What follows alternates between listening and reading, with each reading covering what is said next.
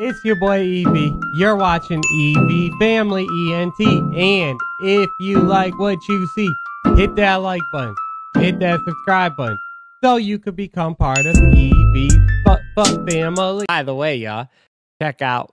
This is just one of the backgrounds, the logos that Kathy made. But I will show more later. Actually, I'll show some right now. So these are all the logos that we have. I like this one. What do you guys think about this one? And there's a whole bunch. I think I'm going to have this one as the logo for the channel, but there's also this one. You know, I need your guys' help to figure out which one should be for the channel. I think this one was really cool for YouTube. But yeah, trying to pick the logo. She likes the coffee one because, you know, I'm always drinking my coffee. So, all right, no more of this. We'll go through this later. I kind of like this one too. But you guys, let me know. I'll put this up here and leave this in the video. All right, let's do it. Let's do it. Let's do it. Let's do it. Congratulations, you've been invited to a party hosted by none other than famous rap mogul Puff Daddy. It's going to be an extravagant gala and definitely going to skyrocket your social media following. But when you get there, it's just Diddy and a few of his close friends looking like plankton in his basement dungeon. And you're being told to take a bottle of lube to a private room to prepare yourself, all while Diddy licks his lips and looks at you, whispering to himself, "I was in one bedroom, dreaming of a million. Now I'm in beach houses, cream to the ceiling." As you're about to find out, one of Puff Daddy's most famous lyrics could have been quite literal. 1,000 bottles of lube, enough to fill a very large aquarium. This was the shocking discovery inside of one of Puff Daddy's homes after a federal search. Wait, that was one of his bars? Like, that was one of his lyrics? He wrote that line, 1,000 bottles of lube? Because that's crazy, because he got caught with like 1,000 bottles of wasn't it like lube, like baby oil or lube or something like that? That's insane. 1,000 bottles of lube. Like, that's fucking ridiculous. To skyrocket your social media following. But when you get there, it's just Diddy and a few of his close friends looking like plankton in his basement dungeon. And you're being told to take a bottle of lube to a private room to prepare yourself, all while Diddy licks his lips and looks at you, whispering to himself, "I was in one bedroom, dreaming of a million. Now I'm in beach houses, cream to the ceiling." As you're about to find out, one of Puff Daddy's most famous lyrics could have been quite literal. 1,000 bottles of lube, enough to fill a very large aquarium. This was the shocking discovery inside of one of Puff Daddy's homes after a federal search warrant was executed against him. And all of that lube? Well, it was meant to be used by some of your favorite celebrities in what Diddy called freak-off parties. Try to picture 1,000 bottles of lubricant. Odds are you're not picturing enough. At 12 fluid ounces each, Diddy's freak-out lube stash would be almost enough to completely fill a 100-gallon fish tank. So why did... 100-gallon fish tank? That's fucking insane. Like, this whole situation is crazy. I don't even got words for it. Like, first off, I don't even want to think about this whole situation. But at the same time, when you're trying... Like, there is no understanding the situation.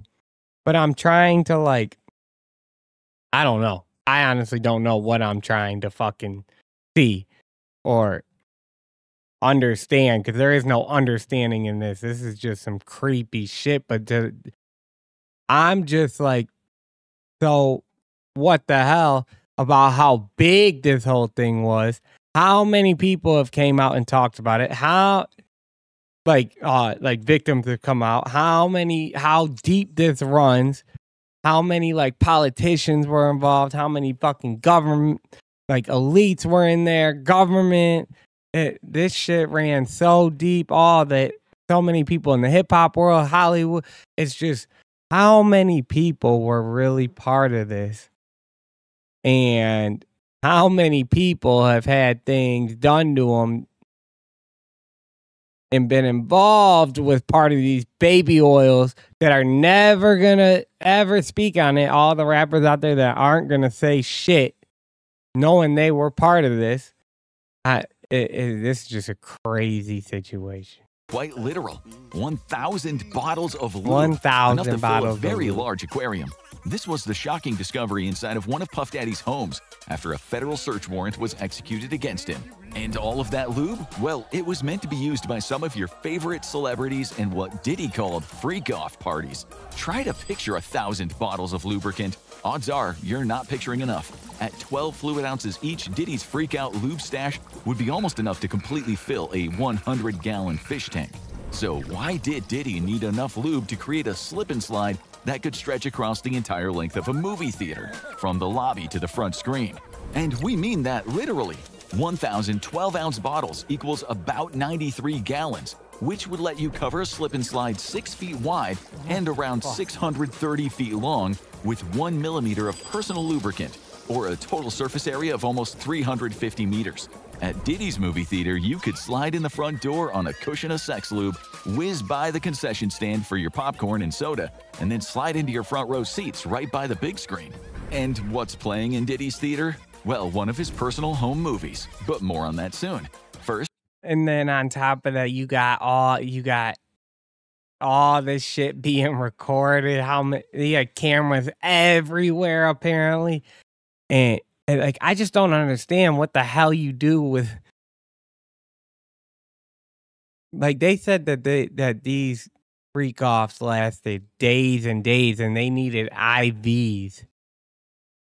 Diddy or whoever would give them IVs to keep it going. Like my thing is, what the I can't even like fathom any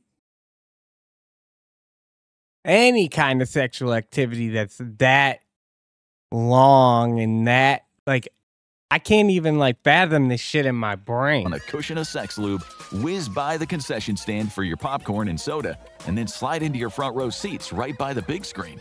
And what's playing in Diddy's theater? Well, one of his personal home movies, but more on that soon.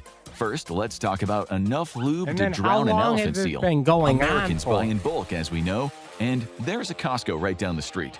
These are actual statements from P. Diddy's lawyer in response to the discovery of 1,000 bottles of lubricant and baby oil at Diddy's home. While it is true that Americans enjoy bargain shopping from big box stores, most Americans also don't need enough lubricant to fully insert a Minuteman intercontinental ballistic missile into a missile silo that is a little nervous because this is their first time. The public discovery of Diddy's freak-off parties come alongside startling revelations from the numerous criminal cases against him. In 2023, Sean John Combs, aka P. Diddy, aka Diddy, aka Puff Daddy, aka Lube Daddy, aka P. Slip and Slide, aka Federal Defendant Number 1, saw his entire career unwind with allegations that he had abused and exploited former girlfriend Cassandra Ventura, also known as Cassie. He was 37 years old and she was just 19 when they first met, quickly making her financially and career dependent on him. At these freak-off parties, it's alleged that he forced Cassie to perform acts on others against her will. The case would be settled out of court without the terms of the settlement being publicly revealed. However, it's likely that this included a very large financial compensation. There's no word on compensation for Diddy blowing up Kid Cudi's car after he became enraged to discover that Cudi had been dating Cassie. Given how much lube Diddy had on hand, getting his car blown up was the least of Cudi's worries. But Cassie's lawsuit was the tip of the iceberg, because Puff Daddy, aka Lube Master 3000, was already Lube Master 3000 facing several other cases for exactly the same type of behavior. And front and center of these allegations were P. Baby Oil Diddy's freak-off parties, for both legal reasons and to protect their reputations. It has become incredibly difficult to get solid details on what exactly went on at these freak-off parties from those who attended. But it doesn't take much imagination when there are literally 1,000 bottles of lube and baby oil involved. Odds are, with that much lube... Like, what do you guys think was going on at these parties? I mean, I don't really want to think about it, but when I'm trying to, like, understand what the fuck happened and this whole, just the whole situation in general, like, what do you guys think? Like, what do you picture going on? Because I can't even picture a fucking with a freak off party going on for days and days and days. Like, how? What the fuck? It probably looked like a bunch of fucking zombies on the ground, like The Walking Dead. Everyone just laying down, tired as fuck, just beat the fuck up. Like, and then how do all these people just go through days and days of this shit and then just back to the normal day? The next day, you're just fine and dandy, and you're just out in the public talking to people, good to go. Like, how is there so many people that are just okay, even if they're not okay with it? Whether, there's a lot of people that felt like forced, they couldn't say anything. Okay, I get all that, but I'm saying, like, how are you okay with yourself every day walking around after being involved and knowing about situations this fucking big? With this much stuff, I don't understand. Lubricant to make things nice and slippery, Diddy and his guests were not hosting a chess club. Some leaks have emerged, though, painting a sordid picture of Combs' freak-off parties. Allegedly, they involved multi-day-long marathons of physical debauchery, with P. Diddy, aka Slip Daddy, flying in sex workers specifically for the events. That particular allegation seems to have some basis in reality, as amongst the many charges Diddy seems unable to slip out of are related to sex trafficking across state lines, for which he is being prosecuted under the infamous Mann Act. Allegedly, Diddy's flesh fests would begin after his famous white parties, which would attract major celebrities such as Leonardo DiCaprio and Mariah Carey. However, after the A-listers left, Diddy would put on a completely different show for a select group of friends. Michael Kaplan of the New York Post, who broke details on freak-offs, reported that Diddy would lure in women whom he was personally managing or had met at various adult clubs, along with sex workers. Using either drugs, money, or power over their career, Diddy forced the women to participate. Afterwards, to ensure their silence, he would use video footage taken at the events as blackmail leverage or simply threaten to ruin their career. But freak-offs had other surprises of their own. According to a well-placed drug dealer who was invited to one of these events, male rappers would engage in acts with each other as well, including some very high-profile and well-known talent whose names have not come to the spotlight yet. However, for any fan of the Boondocks, this type of behavior has long been an open secret amongst the hip-hop community. Heavy security would ensure complete privacy, and only people personally invited by Combs were allowed to enter. Threats of violence, drug addiction, and blackmail were all used to ensure complete secrecy, as well as a healthy amount of payouts for at least some individuals, such as Cassie. Even if guests wanted to leave, the sheer amount of personal lubricant flooding the party space would have made that difficult. There's also been no publicly released footage or any photos from any of these freak-off parties, though low-effort media has been using old clips or photos from legitimate white parties that Diddy hosted in their place as clickbait. Allegations that celebrities like Kevin Hart, Leonardo DiCaprio, or Beyoncé attended these parties are unproven and rely entirely on photos and videos of them at known white parties. Combs is, at the time of writing, behind bars at the Metropolitan Detention Center after being labeled a flight risk. As federal raids against his U.S. homes were being carried out back in March, Diddy had taken his private plane to Antigua in the Caribbean. Thinking the situation over, he decided to return and was subsequently denied bail requests. Commenting on the discovery of 1,000 bottles of lubricant in one of his homes, Diddy, through his lawyer, wanted it to be clear that the presence of over 90 gallons of lube and baby oil was not, quote, as nefarious as it seemed. What? And then how do you even get, like, he must have sent different people. He must have had people that had a specific job just to go fucking buy baby oil or go buy lube just on random times or whatever the case is. Because there's no way. Like, how the fuck do you just go in there and you just buy in this, what, every day? You just go in there and buy a fucking bottle every single day over and over again? Like, and then they said that it was at that Costco, or there's a Costco right down the road. And how do they not put together or have any questions about this shit, this much baby oil, like, being purchased on a regular, and then This shit is wild. Because who doesn't have a commercial-sized aquarium's worth of personal lubricant for various needs in their home? Sean Slippery Combs is facing some serious jail time for the charges against him, even as the details of freak-off parties remain tightly under wraps by federal prosecutors. At a minimum, Combs faces 15 years in prison, though it's possible he could spend the rest of his life in prison if the federal sex trafficking charges are proven, along with a $250,000 fine. The real question is, how do federal authorities hope to keep a man behind bars who has spent so much of his life steeped in gallons and gallons of personal lubricant now slip into this video, the wealthy elite that own the world, or click this other vid instead? Okay. Well. Yeah, this is just a wild fucking situation. I don't understand how the fuck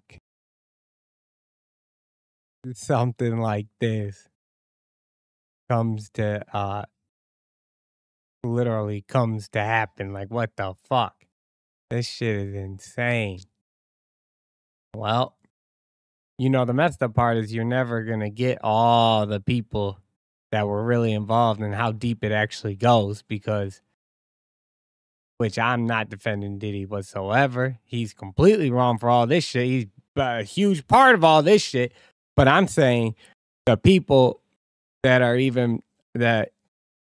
deeper in than Diddy and the people he was like working for and all the elites that are part of this, because this isn't a one-man job. This is definitely like this went on for years and years and years, and the damn level of like plotting that goes into something like this, the level of having to fucking secure people talking and secure this and secure, like, this shit is a huge fucking, I don't know what you call it, but it's a lot more than one person. But Diddy's going to be the fall guy, as he should be in trouble. That's why I said that. I'm not defending him, because I don't want anyone to think like, oh, I'm saying he didn't. No. He's definitely part of it.